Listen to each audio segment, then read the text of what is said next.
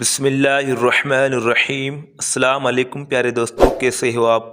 پیارے دوستوں، آج کی اس ویڈیو میں ہم پیش کرنے جا رہے ہیں ایک ایسا واقعہ جسے سن کر آپ حیران ہو جاؤ گے کہ کیسے ایک اللہ والے نے ایک پنڈت کی بیٹی کو چپکلی بنا دیا۔ محترم ناظرین، کہا جاتا ہے کہ ایک گاؤں تھا جہاں قدرت کی بے پناہ نعمتیں تھیں۔ اللہ عز و جل نے وہاں کے لوگوں کو مالا مال کیا ہوا تھا، غرض کہ ایسی نعمتیں جن کو دیکھ کر اکثر انسان مغرور ہو جاتا ہے۔ اور سب سے بڑی اور بری بات یہ تھی کہ سب کے سب کافر تھے، اپنے شان و شوکت اور دولت پر فخر کرتے تھے، کیونکہ ہر شخص دولت مند تھا اور کسی کے پاس بھی روپیوں پیسوں کی کوئی کمی نہیں تھی۔ وہاں پر نہریں تھیں، باغات تھے، اور جب اتنا کچھ کسی انسان کے پاس ہو تو وہ انسان مغرور تو ہو جاتا ہے۔ اور یہاں کسی انسان کے پاس نہیں بلکہ پوری کی پوری بستی بے تحاشا دولت مند تھی، سوا چند مسلمان گھروں کے، اور وہاں کافر زیادہ تھے اور مسلمان کے گھر کم تھے۔ ان کا ایک سردار پنڈت تھا جس کی ایک اکلوتی بیٹی تھی جس سے بہت محبت کرتا تھا۔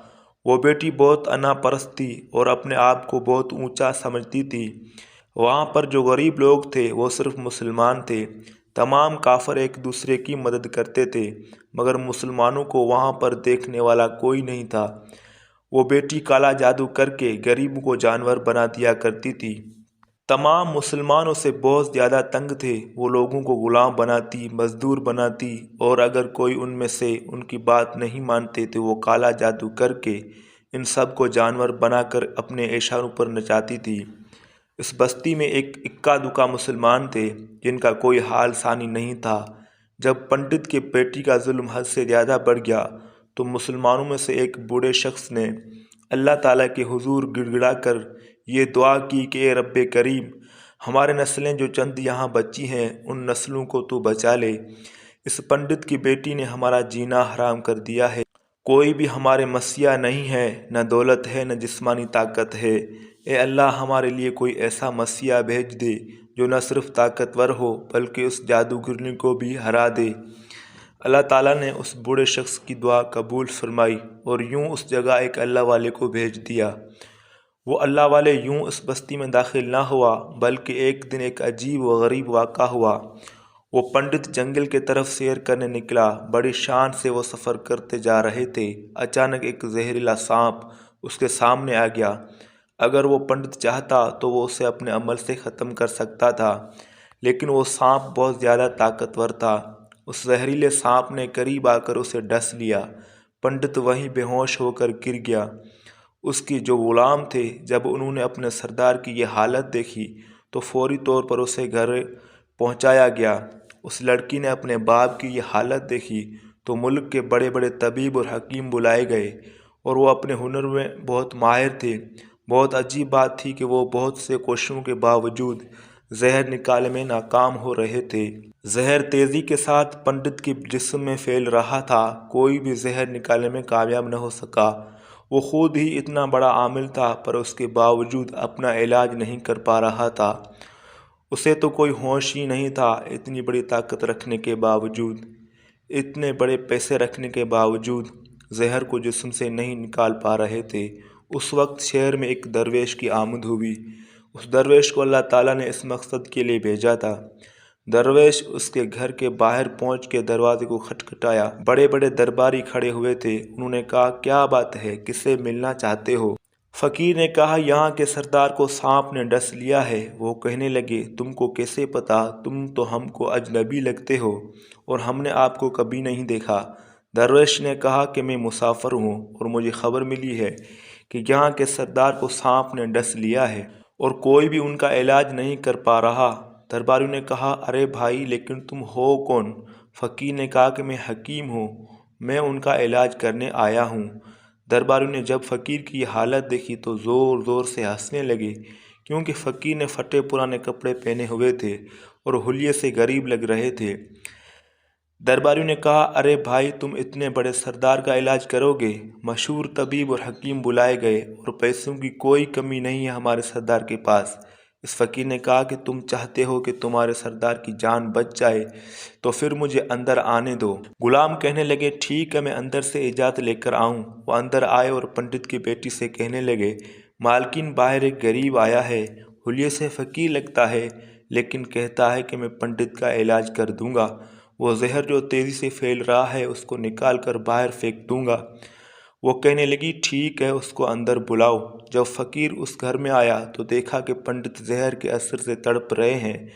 وہ درویش پنڈت کے پیر کے جانب آیا جہاں سانپ نے کاٹا تھا، اس جگہ پہ اللہ والے نے تھوک دیا اور فوری طور پر وہاں سے بھاگ گیا۔ پنڈت کے سارے ساتھی اور اس کی بیٹی بہت حیران ہوئے کہ یہ کون دیوانہ تھا کہ کمرے میں آیا اور اس جگہ تھوک کر بھاگ گیا جس جگہ سانپ نے کاٹا تھا، اور تو اور اس کو کوئی پکڑ بھی نہیں سکا۔ اس کی بیٹی غصے میں آ گئی، اس نے کہا یہ تو بے ادبی ہے، اس نے گستاخی کی ہے یہاں کے سردار کے ساتھ۔ چلو کوئی بات نہیں، تھوک کو صاف کرو، میں اب بھی اسے اپنے عمل سے جانور بنا دیتی ہوں۔ لیکن جیسے ہی اس کی تھوک صاف کرنے کے لیے رومال پکڑا اور پنڈت کے زہر سے نیلی ہوئی ٹانگ سے تھوک صاف کرنے لگا تو وہ حیران ہو کر رک گیا اور اس نے انگلی سے اچھی طرح تھوک کو مل دیا۔ تو اس کی بیٹی کہنے لگی آپ کیا کر رہے ہیں؟ اس دیوانے نے میرے باپ کی ٹانگ کے اوپر تھوک دیا ہے اور آپ اس تھوک کو مل رہے ہیں۔ اس نے ہاتھ کے اشارے سے پنڈت کی بیٹی کو روک دیا اور کہا کہ رکو ایک منٹ۔ جیسے ہی اس تھوک کو پنڈت کے ٹانگ کے اوپر ملا گیا، زہر کا اثر فوری طور پر ختم ہو گیا۔ وہ ٹانگ جو کاٹنے کے قابل تھی وہ اب پہلی حالت پر آ گئی تھی۔ پوری ٹانگ جو اب نیلی ہو چکی تھی وہ اب اصلی رنگ پر آ گئی تھی۔ آہستہ آہستہ پنڈت ہوش میں آنے لگا۔ جیسے ہی پنڈت ہوش میں آیا تو اسے فقیر کی تھوک کے قصے کا پتہ چلا۔ اس نے کہا ارے بھائی، وہ تو ہمارے مسیحا تھے، تم لوگوں نے اسے دیوانہ کہا، اس کو بے عزت کیا، وہ تھوک کر یہاں سے کیسے غائب ہو جائے گا؟ ارے جاؤ جاؤ اسے لے کر آؤ، اس نے تو ہم پہ بہت احسان کیا ہے، ہم اس کے احسان کا بدلہ ضرور چکائیں گے۔ پنڈت کے کہنے پر اس کے سارے درباری فقیر کو ڈھونڈنے نکلے، چاروں طرف پھیل گئے، کہیں بھی اس درویش کو نہ دیکھا۔ پھر جب جنگل میں داخل ہوئے تو وہاں ایک درخت کے نیچے ایک آدمی کو عبادت کرتے ہوئے دیکھا۔ وہ غور سے اس درویش کو دیکھ رہے تھے کہ یہ کیا کر رہا ہے، یہ کس طرح کی عبادت کر رہا ہے۔ ہم لوگ تو اپنے بتوں کے آگے ہاتھ جوڑتے ہیں اور یہ تو نہ جانے کس کو سجدہ کر رہا ہے۔ خیر پنڈت کا حکم تھا تو فوری طور پر درویش کو پکڑا گیا اور پنڈت کے سامنے پیش کیا گیا۔ پنڈت نے کہا کہ آپ کون ہیں اور کہاں سے آئے ہو؟ سب سے پہلے گستاخی کی معافی چاہتا ہوں کہ میرے لوگوں نے آپ کے ساتھ بہت برا سلوک کیا، لیکن آپ کی وجہ سے آج میں زندہ ہوں۔ ہم آپ کو پہچان نہیں سکے، میں آپ سے معذرت چاہتا ہوں اور میں آپ سے درخواست کرتا ہوں کہ میری طرف سے قیمتی لباس اور عربی گھوڑا قبول کیجیے۔ فقیر نے مسکرا کر پنڈت کی طرف دیکھا اور بولا یہ لباس اور گھوڑا بہت قیمتی ہے، میں یہ لباس پہن کر گھوڑے کے لیے گھاس کاٹوں گا تو کیا اچھا لگوں گا؟ پنڈت نے کہا آپ فکر نہ کریں، گھوڑے کے ساتھ ساتھ خدمت گزار بھی دیے جائیں گے۔ درویش بولا اچھا، اتنا مال اور دولت اور ملازم کے ساتھ میں اپنے رہائش گاہ میں اکیلا رہوں گا؟ پنڈت بولا حضور آپ فکر نہ کریں، یہ میری بیٹی ہے، آپ کے سامنے ہے۔ بیٹی اپنے باپ کو حیرت سے دیکھ رہی تھی کہ میرا باپ کیا کہنے والا ہے۔ اس نے کہا میری بیٹی جس کو آپ نے دیکھ لیا ہے اس کی شادی آپ سے کر دی جائے گی، اور ایک شرط ہے، آپ کو جو کچھ بھی دے رہا ہوں اس کے لیے آپ کو اپنا مذہب چھوڑنا پڑے گا۔ اس لیے میں آپ سے گزارش کروں گا کہ سب کچھ لے لے اور اپنا مذہب چھوڑ دے۔ کیا آپ ایسا کر سکتے ہیں؟ فقیر نے کہا کہ مجھے ایک بات بتائیے کہ آپ مجھے سب کچھ دے رہے ہو اور آپ نے مجھے یہ دعا بھی دی ہے کہ میری بہت سے اولاد ہو، آپ کی نسلیں آپ کی بیٹی سے چلے۔ مجھے بتائیے کہ اگر ان بچوں میں سے کسی بچے کو خدا نخواستہ کچھ ہو جاتا ہے تو پھر رونا کس کو پڑے گا؟ پنڈت نے جواب دیا حضور اگر ایسا کچھ ہوا تو رونا تو آپ کو پڑے گا۔ درویش مسکرا کر بولے اگر یہ سارا مال لے کر مجھے رونا پڑے تو پنڈت جی یہ اپنا گھوڑا اور یہ قیمتی لباس اور یہ اپنی بیٹی اپنے پاس رکھیں، میں بہت خوش ہوں کہ ایک مسلمان ہوں۔ اگر یہ تمام نعمتیں لے کر مجھے اپنا مذہب چھوڑنا پڑے تو میں اپنی جان دے کر بھی اپنے مذہب کو نہیں چھوڑوں گا۔ جس رب العزت نے مجھے پیدا کیا ہے उस रब के दीन को छोड़कर मैं अपने आप के पास चला आऊँ सिर्फ इन चंद पैसों के लिए, दुनिया की चीज़ों के लिए। मुझे तो आखिरत की ज़िंदगी चाहिए, इसलिए मैं अपने दरवेशी में बहुत खुश हूँ। अल्लाह ताला ने मुझे जिस मकसद के लिए यहाँ भेजा है बस वो मकसद पूरा हो जाए। पंडित ने कहा कि क्या मकसद है तुम्हारा? फ़कीर ने कहा कि यहाँ के मुसलमानों पर बहुत जुल्म हो रहा है, बस उन्हीं के लिए मसीहा बनकर आया हूँ। ये कहकर वो जाने लगा। पंडित ने दरवेश को रुक जाने को कहा और कहने लगा कि मैंने माल देकर आजमाया, तुमको हर तरह से आजमाया, लेकिन तुम अपने मज़हब को छोड़ने को राज़ी न हुआ। अगर तुम ये करने आए हो तो तुम्हें किसी बात का डर नहीं? क्या तुम नहीं जानते हो कि हम कितने ताकतवर हैं और हमारी बेटी अपने अमल में इतनी माहिर है कि तुमको यहाँ खड़े खड़े जानवर बना सकती है? फ़कीर ने कहा, इसने तो जानवर कमज़ोर लोगों को बनाया है, इसको कहो कि मुझे जानवर बना के दिखाए, तो फिर मैं इसका जादू मानूंगा। उससे पहले कि पंडित अपने बेटी को मशवरा देते कि जाओ बेटी इस पर वार करो, अल्लाह वाले ने उस जादूगरनी पर एक फूंक मारी तो वो उस वक्त एक बड़ी सी छिपकली बन गई। वो कुछ भी नहीं कर पा रही थी। वो छिपकली इतनी बड़ी थी कि वहाँ पर जितने इंसान खड़े थे उनमें सबसे ऊंचा कद उसका था। वो अल्लाह वाले के पास आने लगी।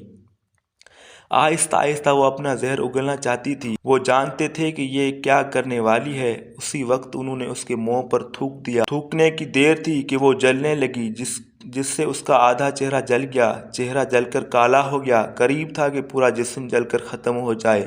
और पंडित भागता हुआ आया और उनके कदमों में गिर गया और माफ़ी मांगने लगा और कहने लगे, हज़रत, इस गुस्ताखी के लिए मुझे माफ़ कर दो। मैंने सच में आपको कमज़ोर समझा और आपको अपने मज़हब से हटाना चाहा। अगर मेरी बेटी ठीक हो जाएगी तो मैं सच कहता हूँ कि यहाँ जितने लोग मौजूद हैं पूरी बस्ती मुसलमान हो जाएगी। फ़कीर ने कहा कि हम किसी को ज़बरदस्ती अपने मज़हब में दाखिल नहीं करते, बल्कि तुम लोग जो हमारे मुसलमान भाइयों पर जो जुल्म करते हो, हम उस जुल्म को ख़त्म करना चाहते हैं।